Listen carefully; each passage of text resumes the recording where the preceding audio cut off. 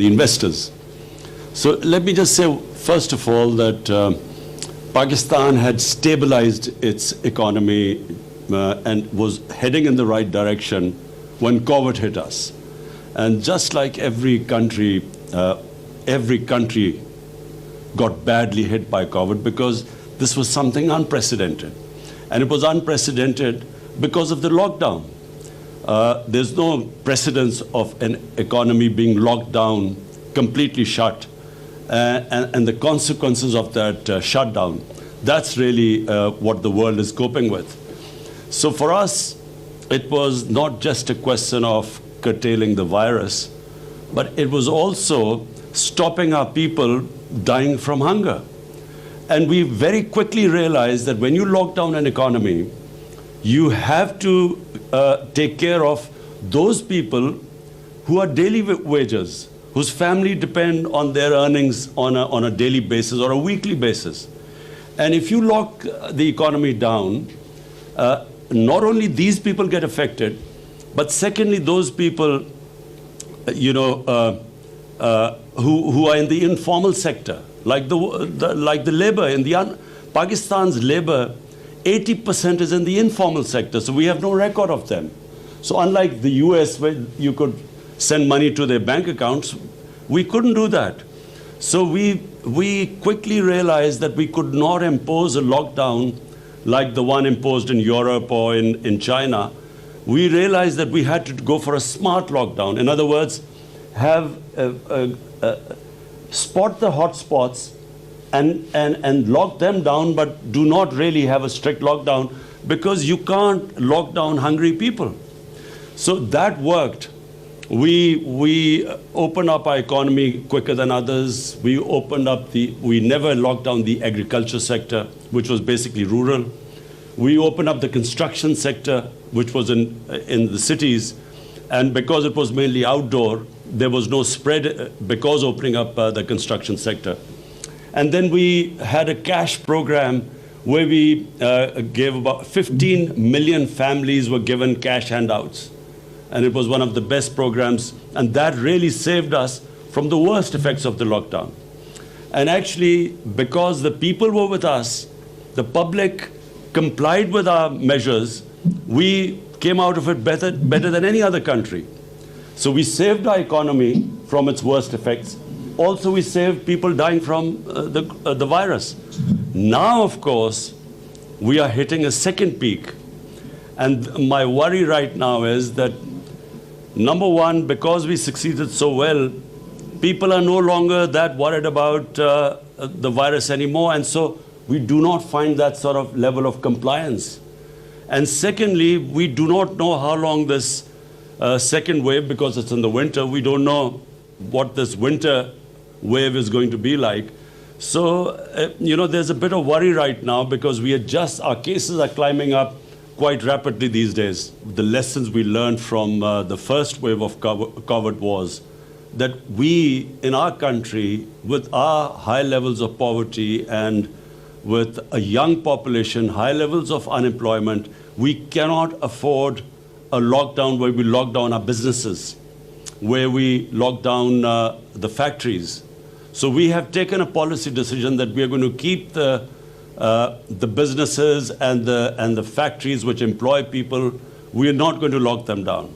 We are going to only lock down the non-essential, in other words, public gatherings and so on, where our economy doesn't get hurt.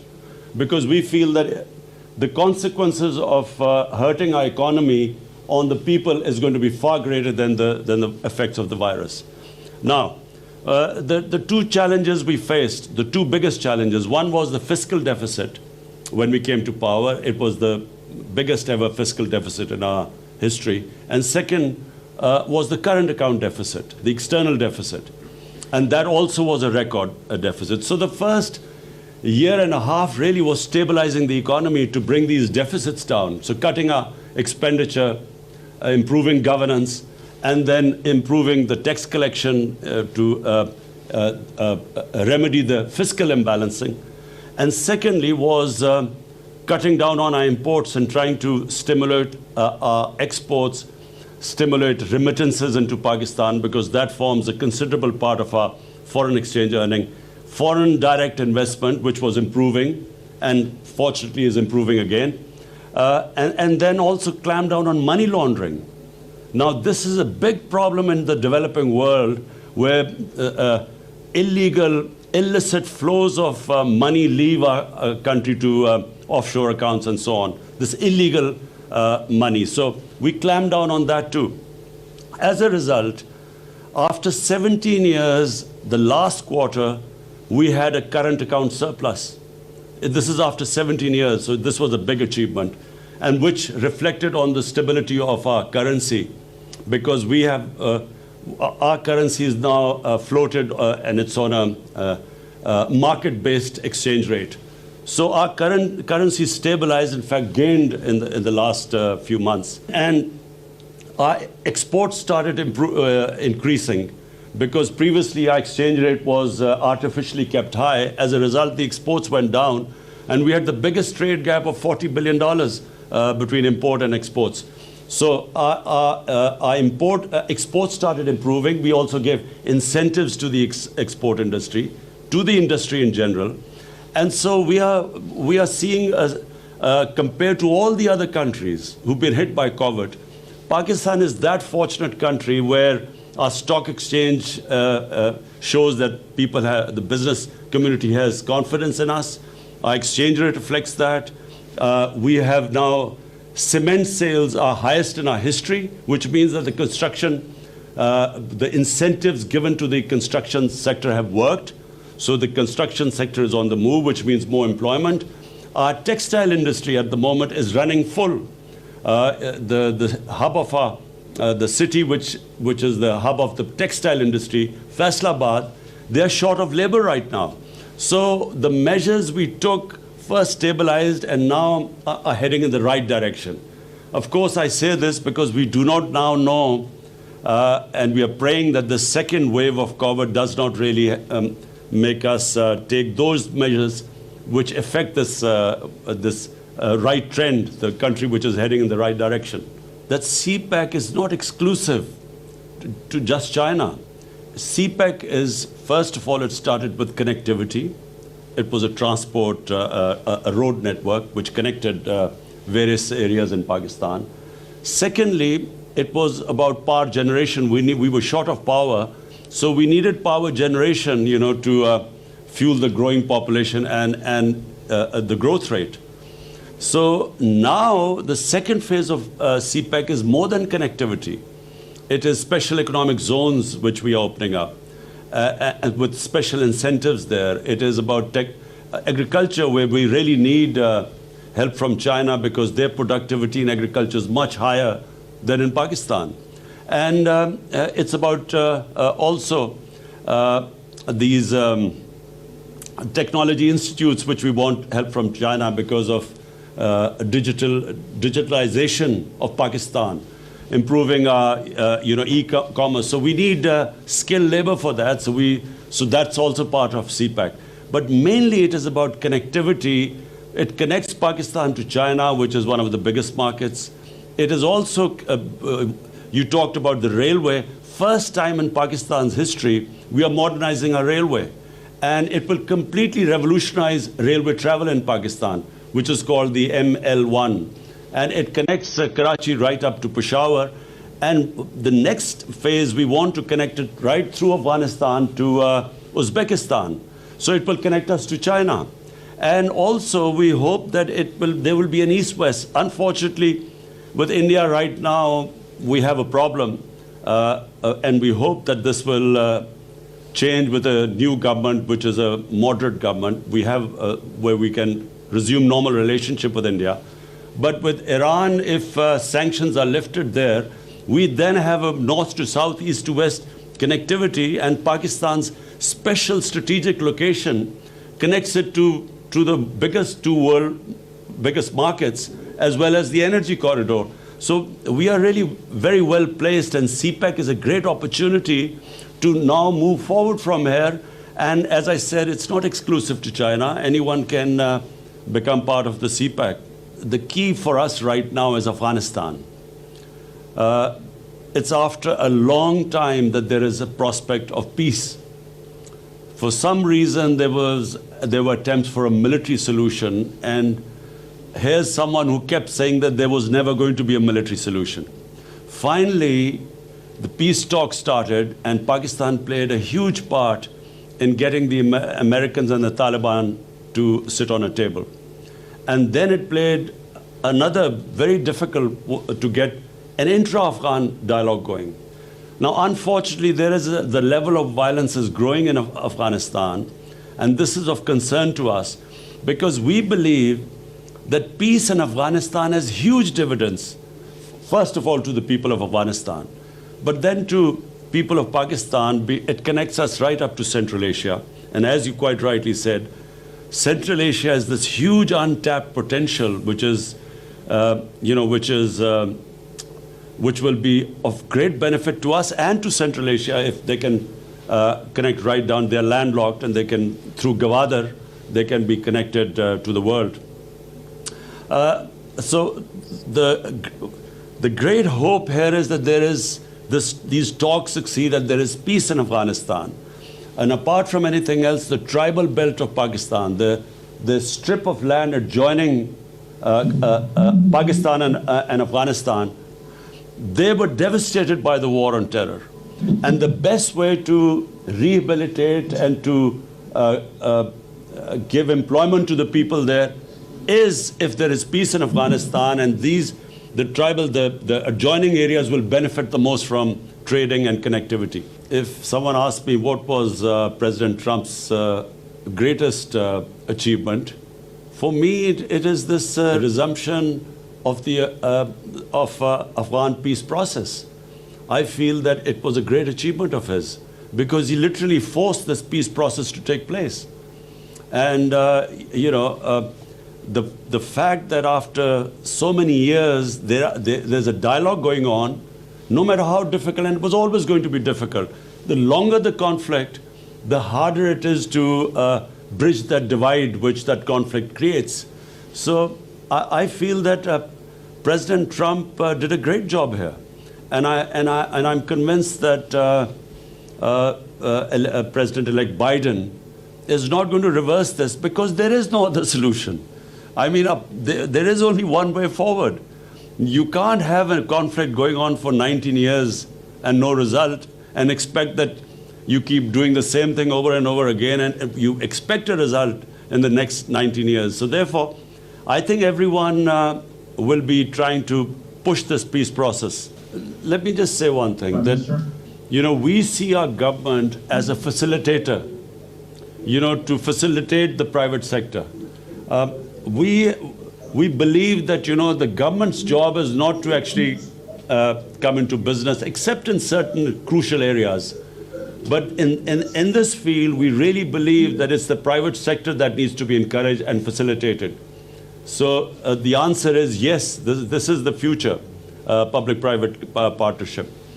And the sectors you mentioned are extremely important: agriculture, governance system, because the efficiency in governance system comes with e-governance. And we have actually set ourselves deadline when we want all our government departments to be on e-government rather than the old paper pushing. Pakistan's retail sale is almost around 125 to 130 billion dollars. It's a huge market, 220 million people, young population. More than me telling you, I would like you to tell Dr. Hafiz, what are the sort of things you want us to do? How do we encourage people like you? Because, and you mentioned groceries, this is something which really we have been working on in the past 4 or 5 months because of our food inflation. And we want somehow to encourage wholesale or where the retail can get directly stuff from the farmers so that we can, the consumers can get low price groceries. And this has been a discussion going on within our government. But we would love you to give your point of view. And Dr. Hafiz, since he heads the committee which looks at food inflation on a weekly basis, he knows all about the efforts we are trying to make to somehow bring down the cost of vegetables and groceries. So we would really love you to give your input in this. We want three things. Number one, we want the actual farmers to get paid more, because at the moment they do not get paid much. The middleman gets most of the money. So the one who works hard, number one, we want him to get paid more. And secondly, we want the consumers to get a lower price. And thirdly, we would want our products to be graded. Problem is, this is, Pakistan has some of the best fruits and vegetables in the world.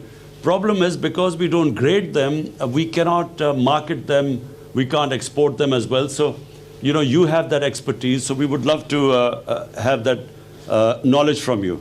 And this government would really encourage any automobile investors in this country and especially who can export from Pakistan. So who can, manufacture the automobiles here and then export. And we have given a series of incentives for them. And in fact, there has been a growth post-COVID.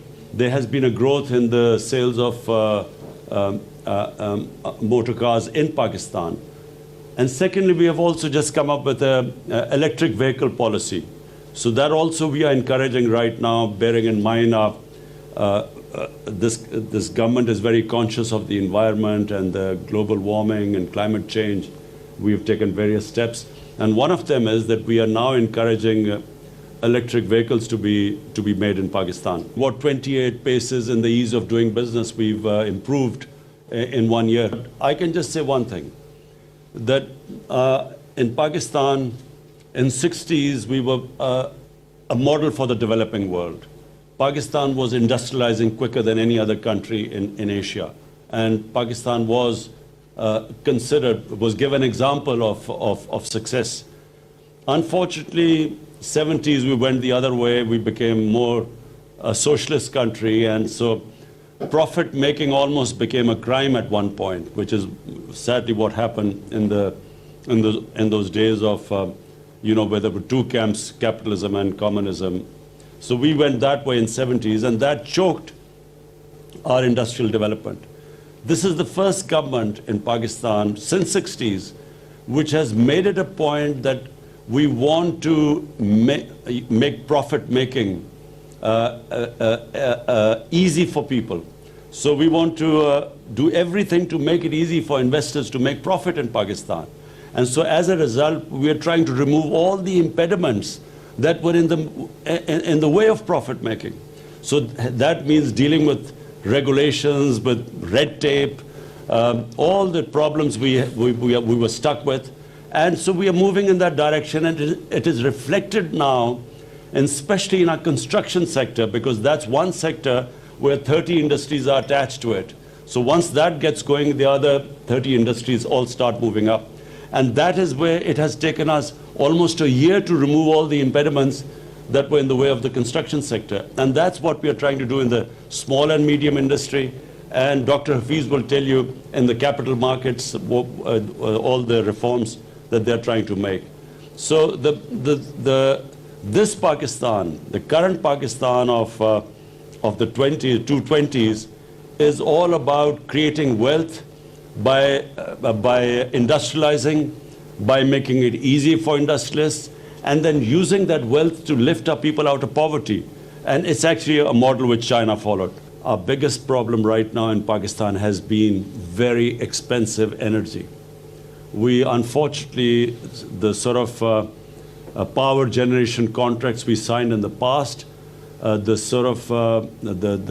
cost of that generation is unfortunately so high that we are almost 25% more expensive, producing more expensive energy in Pakistan compared to our competitors like Bangladesh and India. And I mean 25% more expensive energy to industry.